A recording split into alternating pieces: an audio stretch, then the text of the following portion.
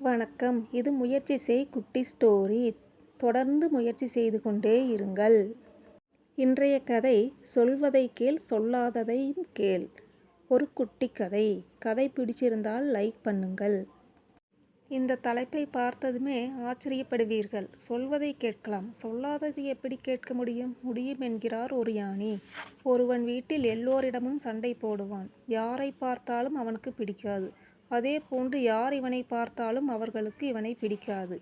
இந்நிலையில் தங்கள் ஊருக்கு ஒரு ஞானி வந்திருப்பதை அறிந்த அவன் அவரிடம் யோசனை கேட்கலாம் என்று சென்றான். ஞானியை வணங்கி, சுவாமி, யாரை கண்டாலும் எனக்கு எரிச்சலாக இருக்கிறது. அதே மாதிரி யார் என்னை கண்டாலும் என்னை எரிச்சல் அடைகிறார்கள்.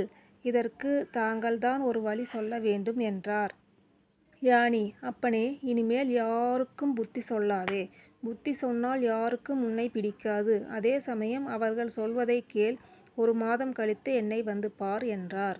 1 மாதம் அவர் சொன்னபடியே செய்தான்.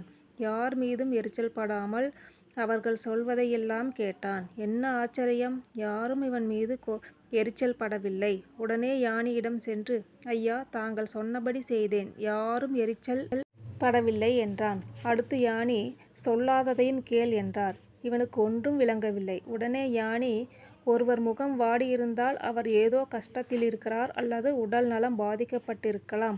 அதை யாரிடமும் சொல்ல சங்கடப்படுவார்கள். எனவே அவர்கள் சொல்லாததை நீதான் கேட்டு ஆறுதல் சொல்ல வேண்டும் என்றார்.